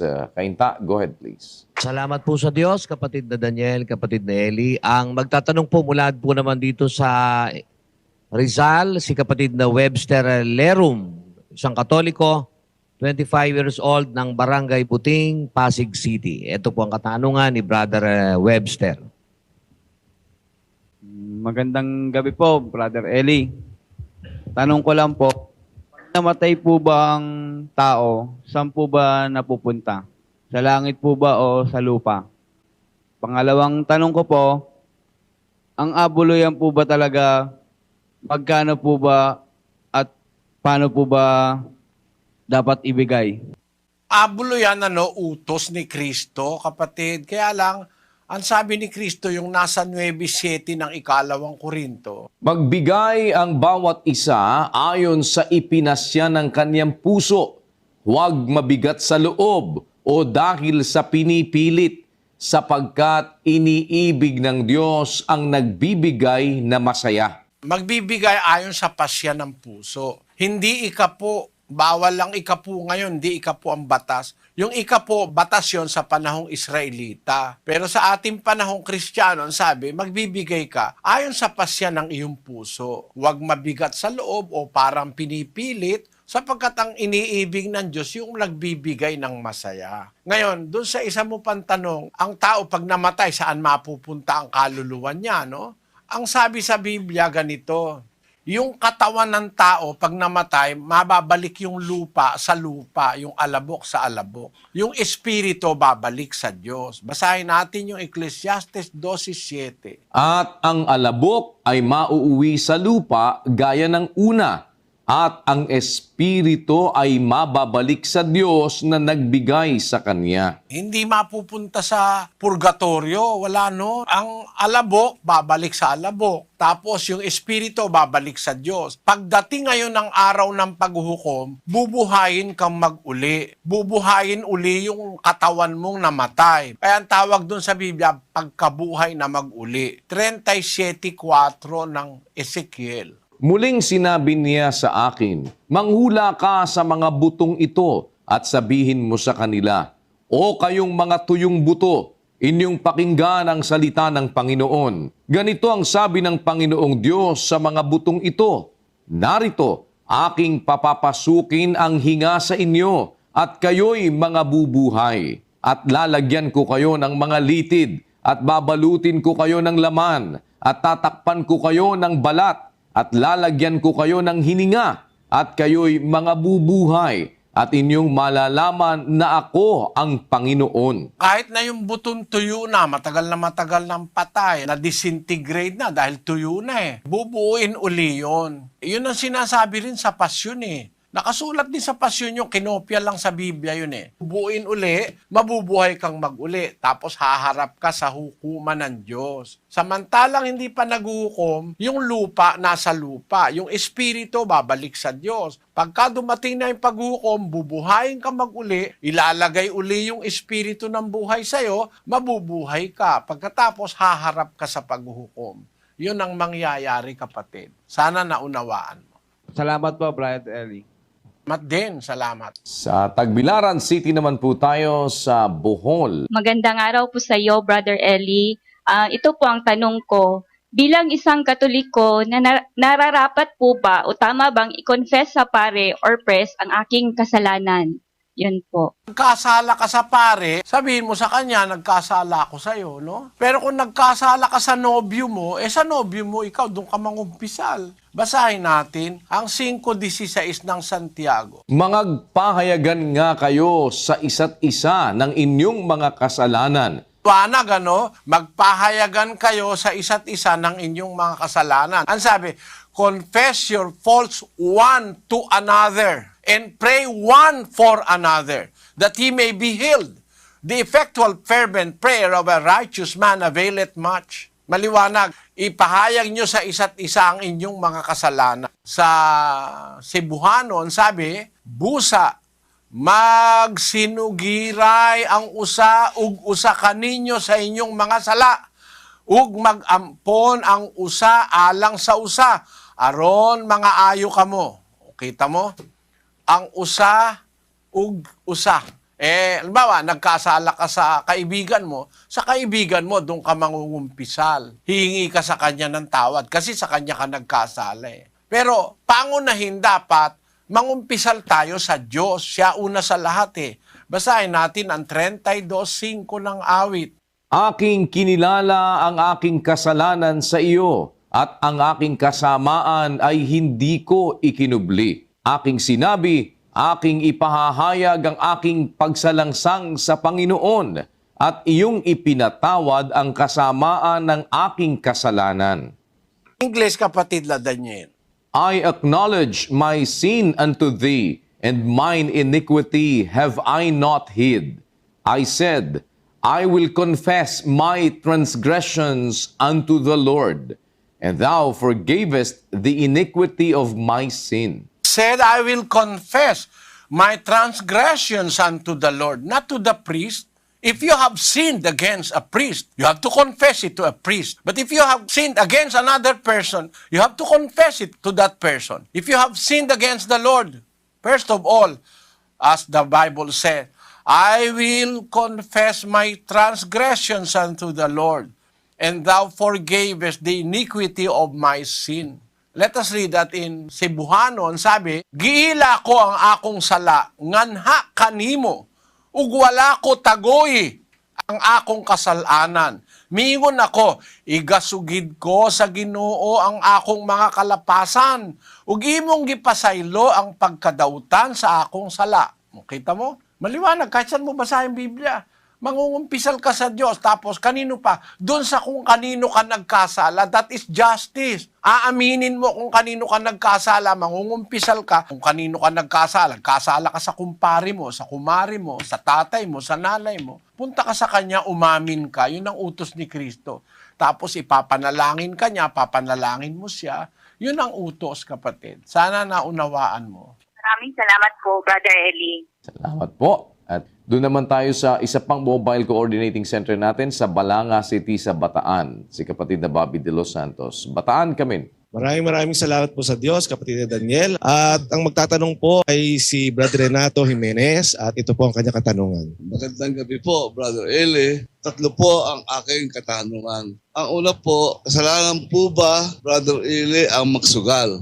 Ang pangalawa po, kung kasalanan po ang magsugal, bakit po wala sa kautusan ng Diyos ang huwag kang magsusugal?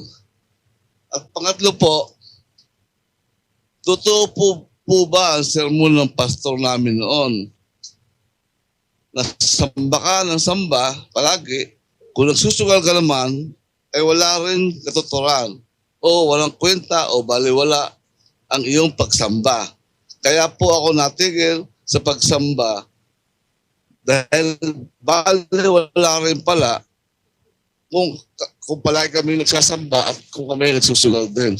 Maraming po salamat. Kapatid na Renato, pagkatingin ko nasa edad na rin kayo, pareho lang tayo, baka matanda ako sa inyo. Sa edad po nating ito, kailangan medyo gumagamit po tayo ng pag-iisip na mas malawa kaysa noong bata-bata pa tayo. Ganon. Ako kasi, nung ako'y tumandanan, marami akong naging konsiderasyon sa buhay na hindi ko pinapansin nung bata-bata ako eh. Meron po akong tiyuhin, sugarol.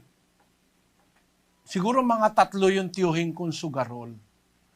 Eh kung nung bata ako, nakikita ko sila, nagbabara-baraha, may pulitana, may mga kabayong oros, kabayong kopas, may sotang bastos, etc. No?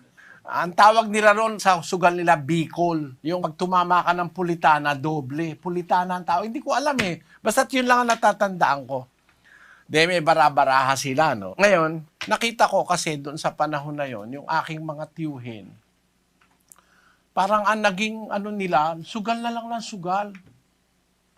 Walang naipundar sa pamilya. Nung matanda na sila, yung mga anak napabayaan. Pagka nasubo sa sugal kasi, kahit maubos yung sweldo, kahit wala nang pambili ng bigas, naku, umaga, tanghali, hapon, nasa sugalan. Sabi ko, parang masama nung maging matanda na rin ako. Parang masama kung ako babalik ako sa panahon at ako may anak na ganong karami, 7, 8, 9. Kahit 5, hindi ko isusugal. Gagastusin ko ng maayos, i-invest ko kung meron akong sobra. Para magsugal ako, ba't para ka nagtatapon ng pera? Kasi sa sugal, mas madalas na matalo ka kaysa sa manalo ka Minsan kang manalo, pag nanalo ka naman ng marami, hihingi naman ng balato yung mga miron. Para ka rin walang napanalunan. Ganun ang nakikita ko no?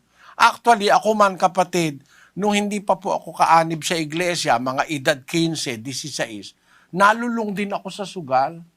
Ang klase ng sugal na kinalulungan ko, Yung parang yung pinball ba tawag doon. Merong machine na ganon na maglalagay ka ng taya tapos may lalabas na bola. Pag napasuot mo lahat yung bola doon sa target, mahuhulog yung katakot-takot na barya. Siguro inaabot ako ng alas 4, madaling araw doon sa kata-target hanggang nauubos yung pera ko. No? Kumikita kasi ako noon, meron akong tindahan. 12 anyos pa lang may tindahan na ako kumikita ako hanggang 15 anyos ako, nagsusugal ako. Sabi ko, nung ako'y magkaisip na at lalo na nakabasa na ako ng Biblia, nag-aral na ako ng pagkaministro, sabi ko, kahit 5 ko, kung alam ko lang, hindi ko i-invest sa sugal. Kasi lumalabas, parang nai-interest mo pera na gusto mo matalo mo yung kasugal mo. Wala namang nagsugal na nanalangin muna sa Diyos. Diyos, sana po akong matalo, manalo yung aking kapwa dahil mahal ko sila.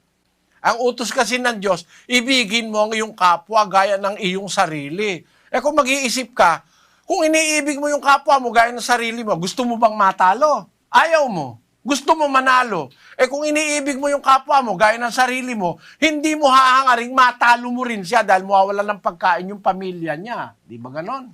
Doon sa mga premises na yon, nag-iisip ako, hindi yata maganda ang sugal. Nakita ko sa karanasan, yung mga tiyuhin ko na mga sugarol, walang naiwang kabuhayan sa kanilang mga anak. At ayun, ang mga anak hanggang ngayon na hirap sa buhay. Sabi ko, bunga ito ng pagsusugal ng aking mga tiyuhin. Ang nanay ko po sugarol nung araw. Nung hindi pa po siya kaanib sa iglesia, sugarol ang nanay ko. Napakarami ko ikaanak ipinatalo sa sugal. Gano'ng karami, nanay? Naku, isang truck na perang hapon natalo sa sugal. Sabi niya. Kasi nung araw kasi yung perang hapon, pag mamimili ka ng halimbawa, mamimili ka sa palengke, dapat may dala ka isang bayong na perang hapon. Kasi ang isang nyog, 50,000. Ang isang nyog na maliit, 50,000 nung araw, nung panahon ng hapon. Merong hanap buhay ang tatay ko noong panahon ng hapon.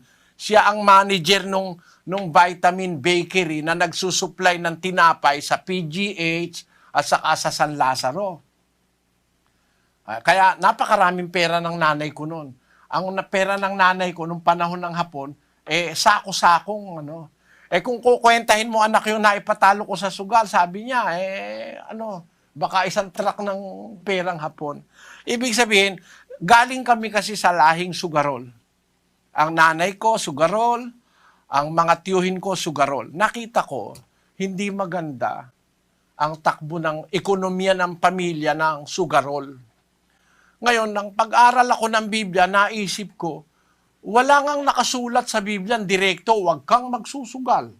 Ang sabi naman sa Biblia, ang bagong tipan, hindi naman letra por letra, kapatid. 3:6 ng 2 Korinto. Nasa amin naman ay nagpapaging sapat na mga ministro ng bagong tipan, hindi ng titik, kundi ng espiritu, sapagkat ang titik ay pumapatay, datapwat ang espiritu ay nagbibigay ng buhay. Po kapatid ay espiritual na salita ang sinasabi. Hindi letra por letra, hindi titik ng titik ang pagbabatayan natin. Dahil ba walang nabasa, bawal magsugal. Magsusugal ka na. Ganito mangyayari kapatid. Bawal magsyabu. Wala sa Biblia yung bawal magsyabu. Magsasyabu ka na rin. Di ba? Wala naman kasi syabu dun sa Biblia na nakalagay, bawal magsyabu. O kaya bawal mag-smuggler. Wala kang mababasa sa Biblia, bawal mag-smuggler. Mag-i-smuggler ka na. Kasi ang bagong tipan, hindi po yan letra por letra. Kukuhanin mo yung espiritu ng salita. Kaya kung sinabi ng Diyos, iibigin mo ang iyong kapwa gaya ng iyong sarili. Ayaw mong matalo ka, wag mo ring hangarin matalo yung kapwa mo. Pagka ganun, iiwas ka sa sugal. Di ba? Halimbawa, ayaw mo kapatid na ikaw sinasampal, wag ka ring mananampal. Tawag dun sa atin Nag-aaral ako sa eskwela yun ang golden rule 7:12 ng Mateo. Basahin po natin. Kaya nga, lahat ng mga bagay na ibig ninyong sa inyo'y gawin ng mga tao, gawin naman ninyo ang gayon sa kanila.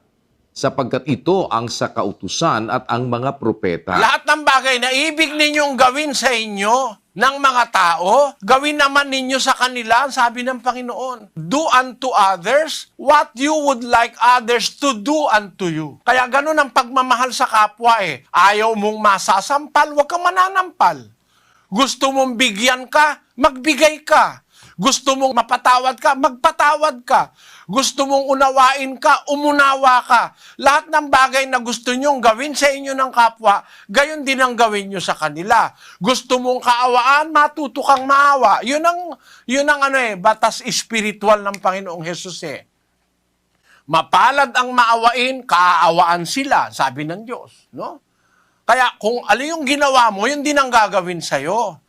Ngayon, kung ikaw ay nagmamahal sa kapwa gaya ng sarili, hindi ka magsusugal. Kasi sa sugal, ang hinahangad mo, makuha mo yung pera ng kapwa mo sa madaling paraan. Ngayon, walang letra por letra ang bawal magsugal. Gaya rin nung salitang bawal magsyabu. Pero kung konsensya at kung isip ang gagamitin natin, kung puso, didiktahan tayo ng ating konsyensya, masama ang magsyabu. Kaya nga, ang mga kabataan ngayon ay mga suicide na dahil sa syabu eh. Pero meron tayong mababasa sa Biblia, kapatid, bawal talaga ng Diyos yung sugal. Basahin natin ang Kawikaan 1:10. Anak ko, kung ikaw ay hikayatin ng mga makasalanan, huwag mong tulutan. Kung kanilang sabihin, sumama ka sa amin, tayo'y magsibakay sa pagbububo ng dugo. Tayo'y mangagkubli ng silo na walang anumang kadahilanan sa walang sala. Sabi ng Diyos, pagka hinihikayat ka ng makasalanan, huwag mong ipapahintulot, huwag mong tutulutan. Halimbawa, sinabi nila, halika, tayo'y magsibakay tayo, magbubu tayo ng dugo, patayin natin si ganon. Nakatuwaan, papatayin nila, natripan nila. Huwag kang sasama sa kanila, sabi ng Diyos. Tapos, ano pa? Tuloy natin. Ikaw ay makikipagsapalaran sa gitna namin. Magkakaroon tayong lahat ng isang supot. Anak ko, huwag kang lumakad sa daan na kasama nila. Pigilin mo ang iyong paa sa kanilang landas. Nikayat kanila na tayo magsapalaran tayo, makikipagsapalaran ka sa gitna namin. Magkaroon tayong lahat ng isang supot. Sugal yun, ano? Parang jackpot, no? Anak ko, sabi ng Diyos, huwag kang lumakad sa daang kasama nila. Pigilan mo yung paa sa kanilang landas. Di bawal pala pag hinikayat ka magsugal. Huwag ka sasama. Gaya rin nung pag hinikayat ka magbubu ng dugo, pumatay ng kapwa, huwag ka sasama. Salita po ng Diyos yan, kapatid na Renato. Sana naunawaan po ninyo ang ibig kong sabihin. Doon sa isa pong tanong nyo, totoo ba na ang sermon ng pastor na pag ikaw nagsusugal ay baliwala rin ang iyong pagsamba?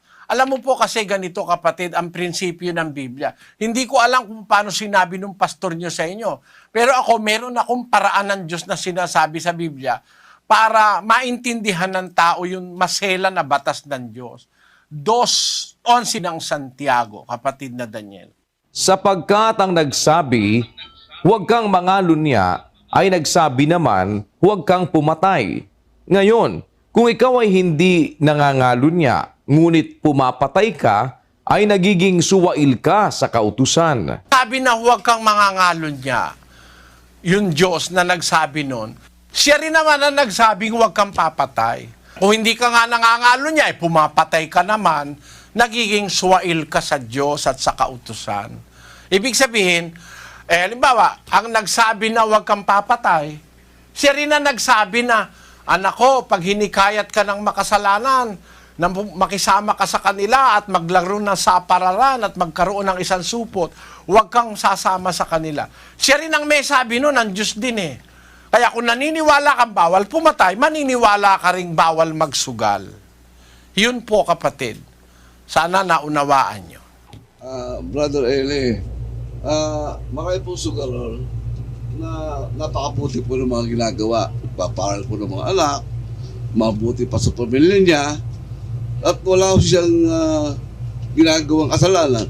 Ang isang pastor, gumawa po ng kasalanan, makasalanan pa rin.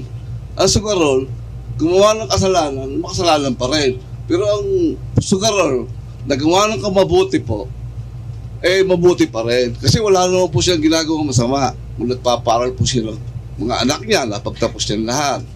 Kung siya po ay libangan lang po niya magsugal para yung mga kasama niya ay maglibang-libang sila tulad ng mga pare. Ay, alam po ninyo, ang mga sugarol ay napakarami po natutulungan. Sa buong daigdig po, napakarami po yung bilang ng sugarol na nakakatulong po. Pati ng mga charity, pag nananalo po yan, yung mga nangihingi po ng gamot, binibigyan po, yung mga nambabalato na walang pagkain, nang bibigay po sila lahat. Hindi naman po lahat ng sugarol ay gumagawa ng masama. Miski na po hindi sugarol, kahit po siya pastor, kahit po siya isang teacher, gumawa po siya ng masama, masama pa rin siya. Pero ang sugarol po, pag gumawa ng masama, masama pa rin. Pero po ang sugarol ay gumawa po ng lahat ng kabutihan, palagi ko napakabuti niya sa paningin ng Panginoon. At siya, ang Panginoon na nangingiti sa kanya. Dahil baka ba't siya nagsusugal, nagkapapaaral siya, naging mga tagumpay ang pamilya niya, siya ay nakamaray na tulungan ng mga tao dahil sa kanyang pagsusugal, nanalo po siya, binibigyan niya po lahat na nangangailangan, lahat ng mga walang makain, binibigyan po niya, at lahat po ng mga gusto magbigay ng tulong, tinutulungan po ng mga sugarol. Mababait po mga sugarol. Meron po salbahe, meron po mababait.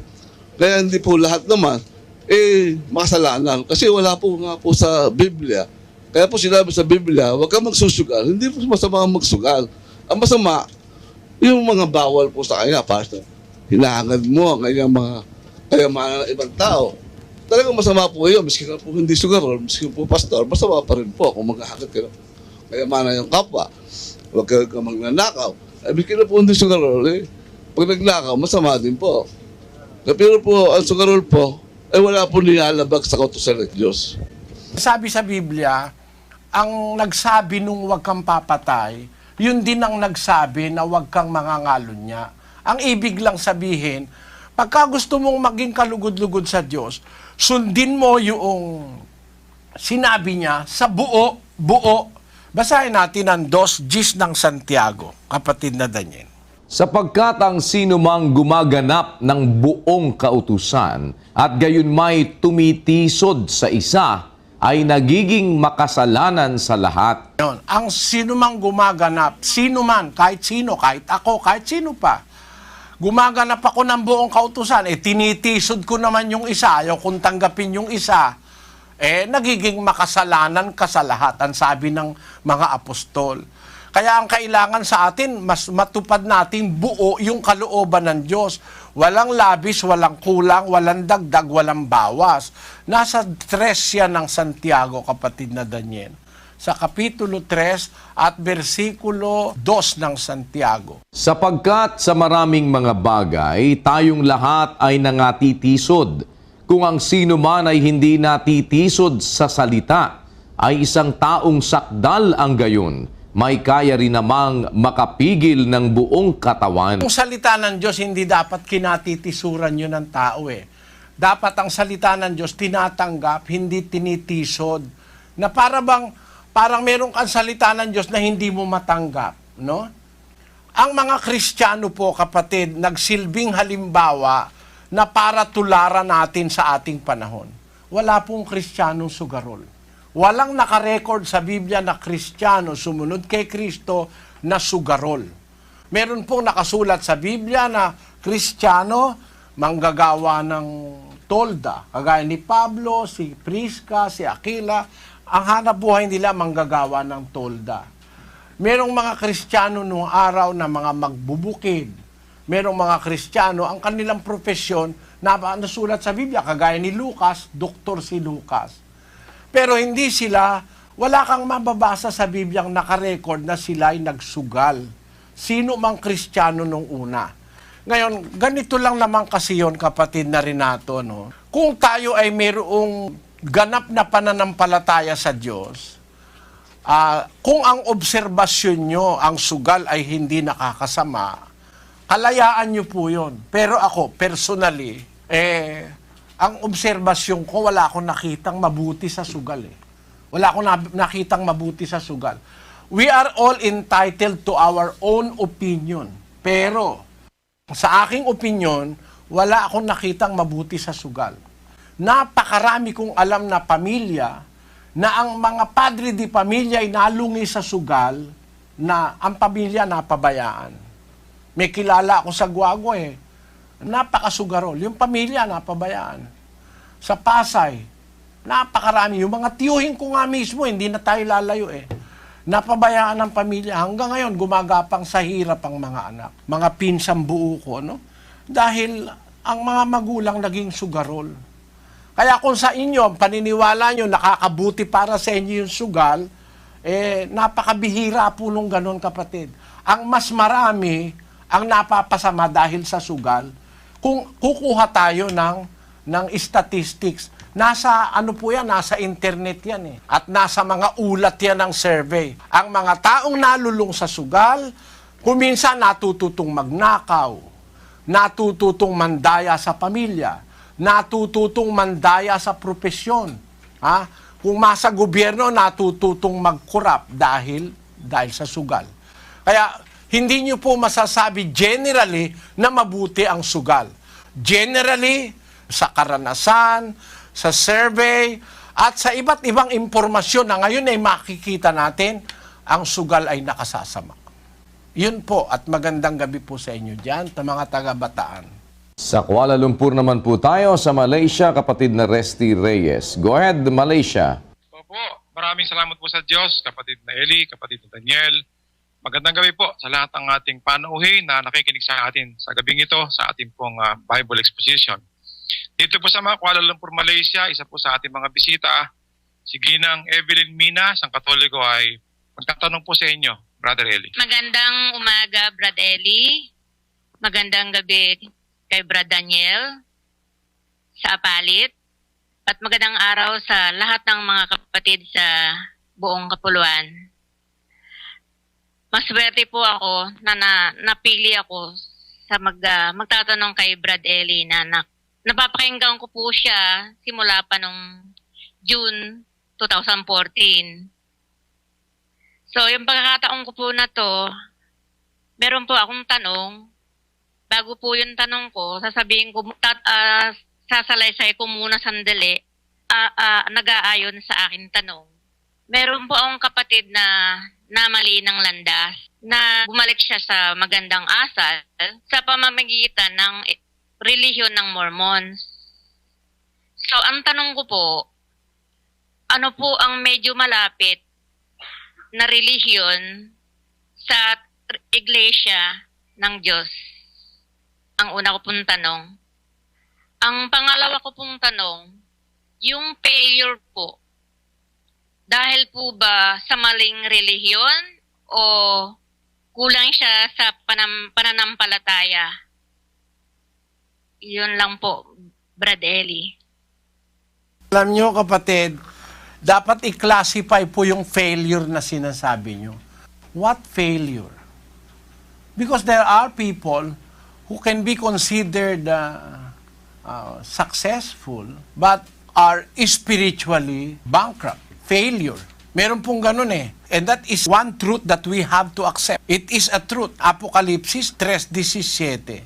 Sapagkat sinasabi mo, ako'y mayaman at nagkamit ng kayamanan, at hindi ako nangangailangan ng anuman, at hindi mo nalalamang ikaw ang aba at maralita at dukha at bulag at hubad. Ipinapayo ko sa iyo na ikaw ay bumili sa akin ng gintong dinalisay ng apoy, upang ikaw ay yumaman, at ng mapuputing damit, upang iyong maisuot, at upang huwag mahayag ang iyong kahiyahiyang kahubaran, at ng pangpahid sa mata, na ipahid sa iyong mga mata, upang ikaw ay makakita. Kapatid, meron tao, ang sabi ng Apokalipsis, sabi niya, ako'y mayaman, hindi ako nangangailangan ng anuman.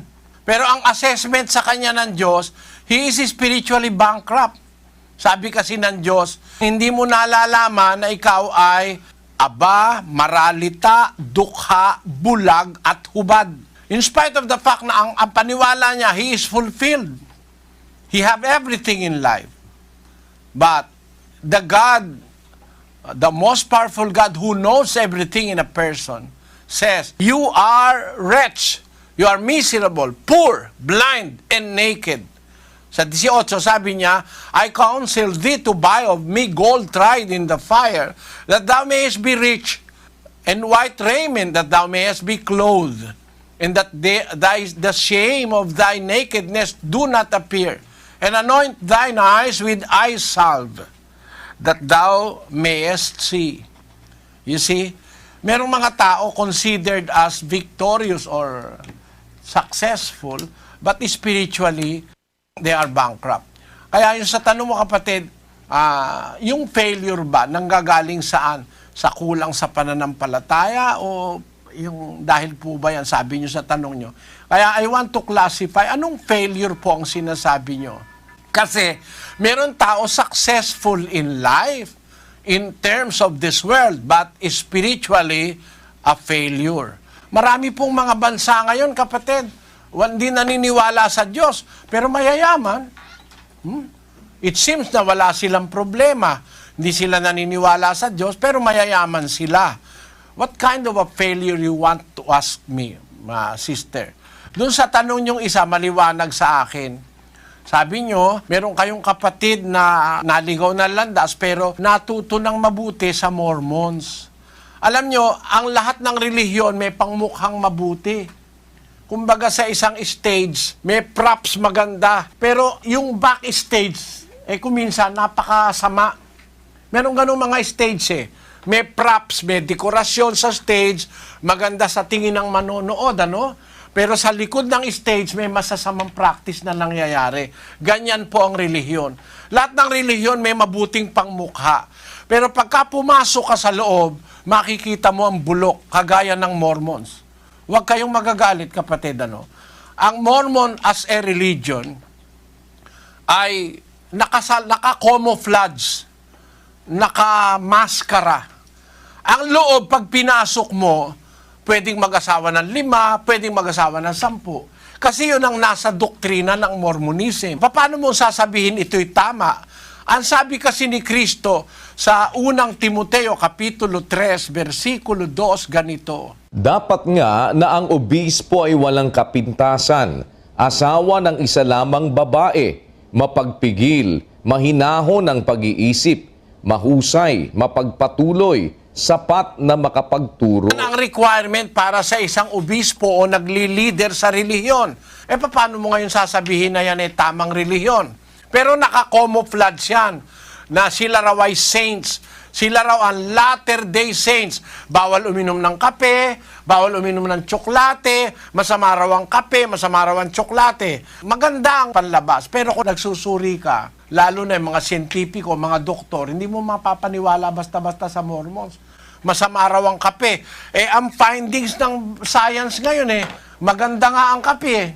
Ang kape maraming antioxidant. Huwag mo lang lalagyan ng asukal. At saka ng cream, maganda ang kape. Nakaka-prevent ng Alzheimer's disease at nakaka-prevent ng anxiety, ng depression, nakaka-prevent ng iba-ibang mga sakit. Maraming benefit sa kape. Bawal sa Mormons yan. Pati tsoklate bawal saan mo pinagkukuha yun? Wala naman sa Biblia yun. Kaya kung pag-aaralan mo yung kabuuan ng Mormon sa Biblia, kapatid, maraming mga aral yan na labag sa Biblia, mali sa Biblia. Ang katunayan, yung mga kapatid naming mga Mormons, saksi dyan No? Kaya umalis sila sa Mormons kasi napatunayan nilang ang aral mali. Biro mo, mag-asawa ka ng 10. Sasabihin mo, tama yun. Sa Biblia, bawal yun Isa lang ang asawa, isang panahon, isang asawa. Diyan, pwedeng mag-asawa ng sabay-sabay, 10. Pagka tumagal-tagal na yung kapatid mo, siguro matutuklasan niya rin yung mga sikreto dyan. Kasi kumbaga sa nanonood ka, yung stage maganda, maraming props, may mga camouflage. Pero pag sa likod ng stage mo titignan, mula sa pinanggalingan, si Joseph Smith at si Brigham Young, napakaraming aral na mali ang pinagtuturo. Wala lang kung panahon kapatid. Yung tawag lang sa kanila, antikristo na sila biro mo, ang talagang tawag sa mga Kristiyano, sila Mormons Ang pangalang Mormons nanggaling doon sa pangalan ng anghel na nagpakita raw kay Joseph Smith, si Moroni. Doon nila kinuha yung pangalang Mormons. Mas gusto nila yung kaysa sa pangalan ni Kristo. Sa Biblia, sabi ng Biblia, walang ibang pangalang ibinigay sa silong ng langit sa mga tao na sukat nating ikaligtas, maliban sa pangalan ng Panginoong Hesukristo. Maraming aral yan na kontra. Ngayon, ang masasabi ko sa iyo, kapatid, doon sa tanong mo, dahil yung kapatid mo nagbago ng landas, maaaring nakakita siya ng maganda. Hindi naman natin masisisi yung sa kapatid mo.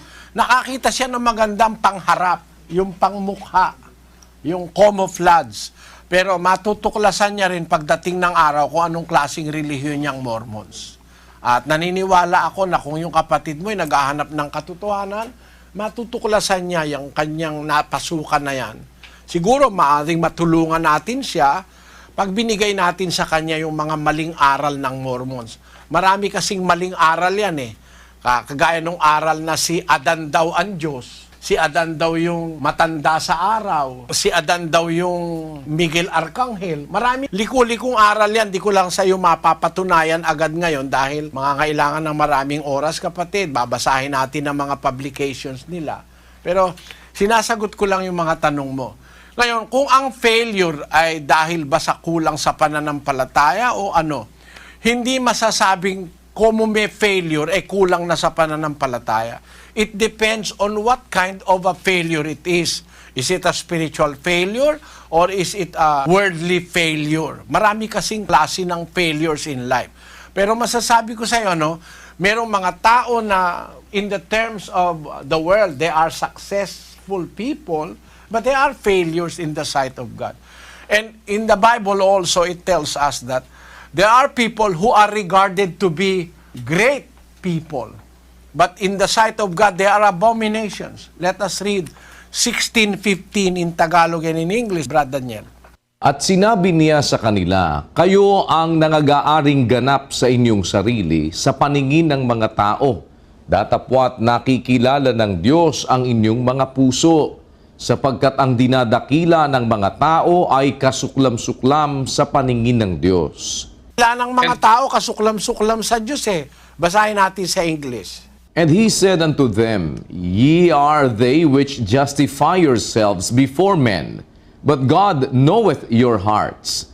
For that which is highly esteemed among men is abomination in the sight of God.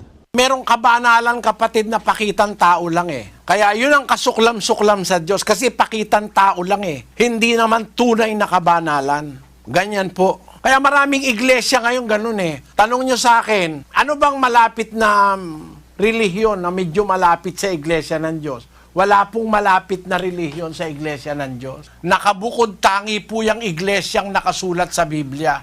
Sa iglesyang nakasulat sa Biblia na iglesia ng Diyos, walang malapit na relihiyon ngayon, pagkalalayo po. Bakit? Dahil sa aral. Ang maraming aral ngayon, imbento ng mga tao, hindi galing sa Diyos. Sana po naunawaan nyo, ibig kong sabihin, kapatid na Evelyn.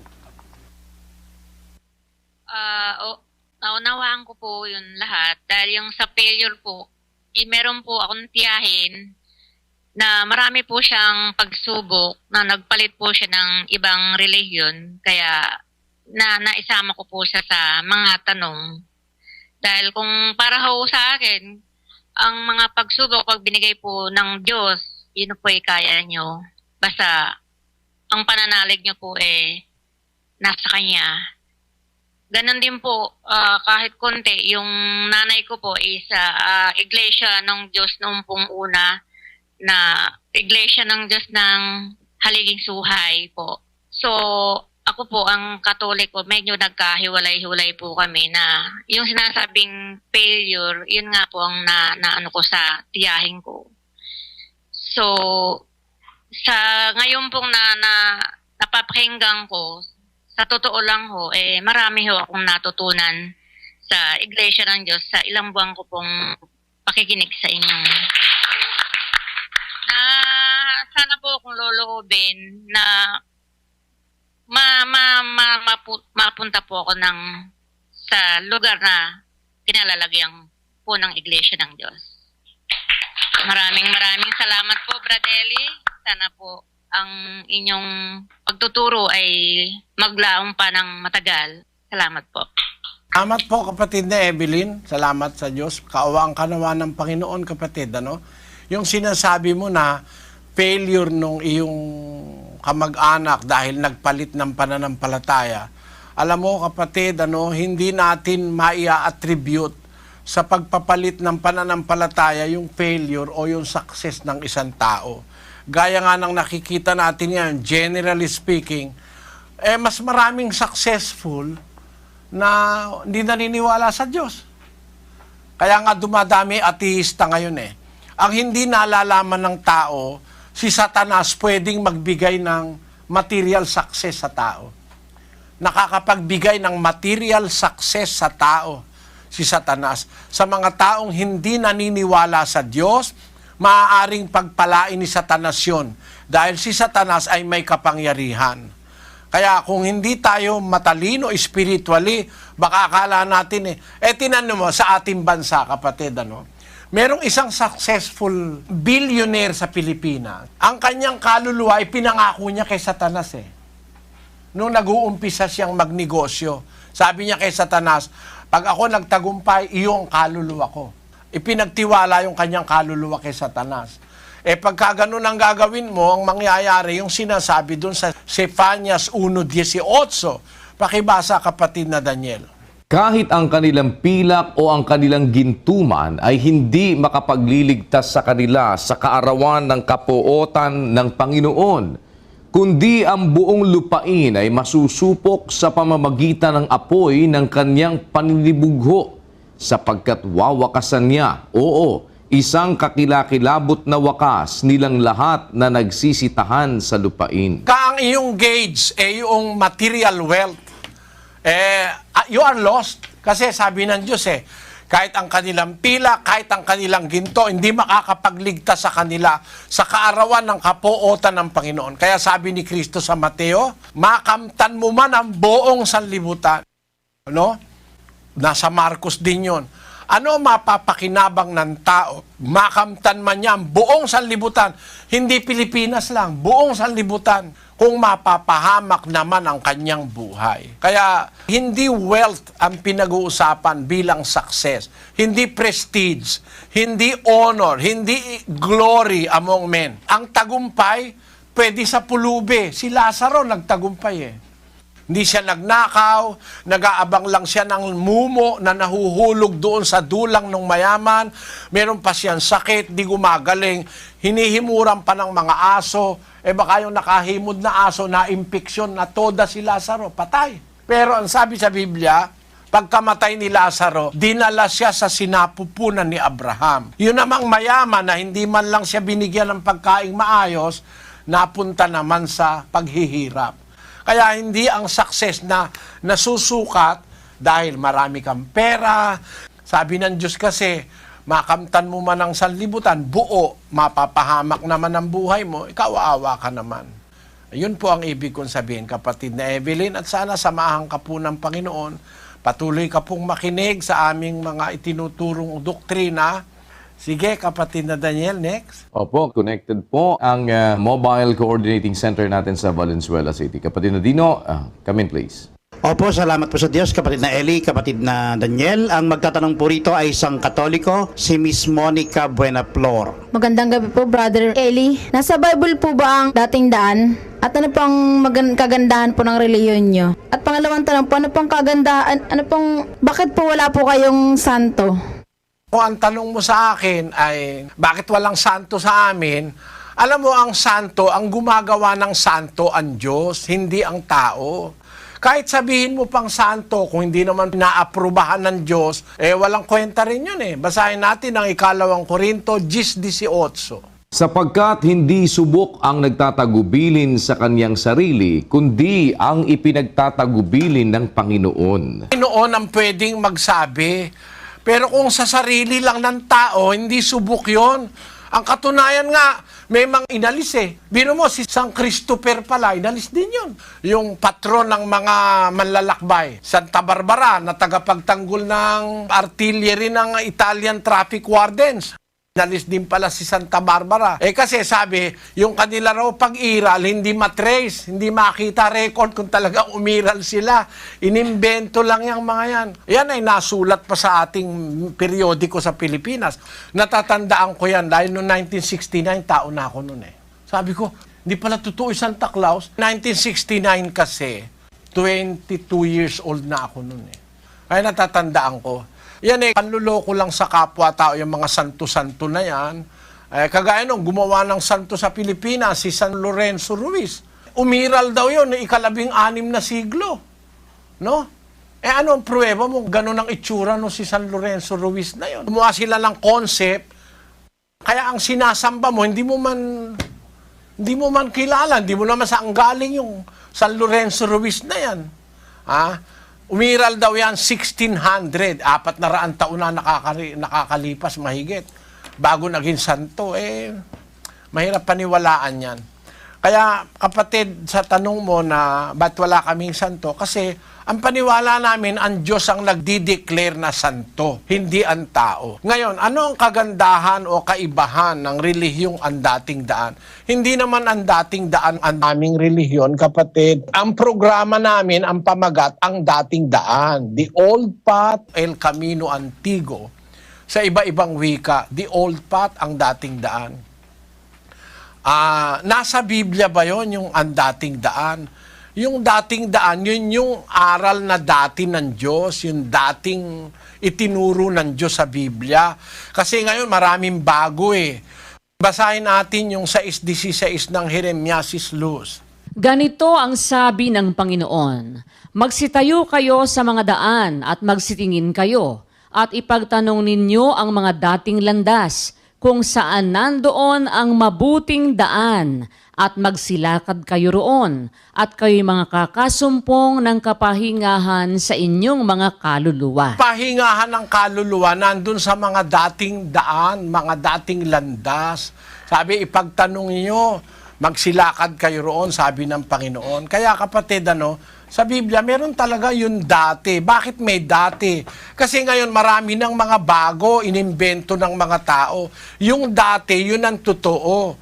Ano ang pagkakaiba nun sa ibang mga relihiyon? Kung alin lang yung nakasulat sa Biblia, yun lang ang tinuturo namin. Wala kaming purgatorio, wala kaming limbo, wala kaming rosaryo, wala kaming santo na niluluhuran. Kasi wala sa Biblia yun. Bawal ng Biblia yun. Luluhod ka sa nilalang eh. Bawal ng Biblia yung luluhod ka sa bato, luluhod ka sa kahoy, luluhod ka sa ginto. Bawal yun. Kaya wala kami noon, kapatid. Sana naunawaan mo. Wala lang kung maraming oras, kaya lang kulang ang oras natin para masagot ko lahat yung tanong mo. Pero ang pagkakaiba ng ang iglesia ng Diyos, ang aming kasing sinasampalatayanan, yung iglesia ng Diyos na nasa Biblia, nakasulat sa Biblia, bago pa tayo ipanganak, nasa Biblia na yon. Panahon pa ng mga apostol, sinulat na nila yun eh. Basahin natin yung 2 Korinto sa Bibliang Katoliko, kapatid na Daniel 1:1. Si Pablo, apostol ni Kristo Jesus sa kalooban ng Diyos, at ang kapatid na si Timoteo, sa iglesia ng Diyos na nasa Korinto at sa lahat ng banal na nasa buong Akaya. Iglesia ng Diyos ang pinangaral ng mga apostol. Unang siglo pa lang. Yung unang 100 taon nakasulat na, sinulat na ng mga apostol. Kaya yun ang nasa Biblia, kapatid. Hindi kami yun. Kami, umanib kami ron. Yun ang ipinangangaral ko ngayon. Yun ang tunay na iglesia, nasa Biblia yun. Yung aral niya nasa Biblia, walang rosaryo ron. Walang purgatorio, walang limbo, walang kung ano-anong aral na inimbento. Yun ang pagkakaiba nung iglesia ng Diyos na ipinangangaral ko kaysa doon sa iglesyang iba na nakagis na natin sa ating panahon. Sana naunawaan mo, kapatid na Monica, ang aking sagot sa iyo.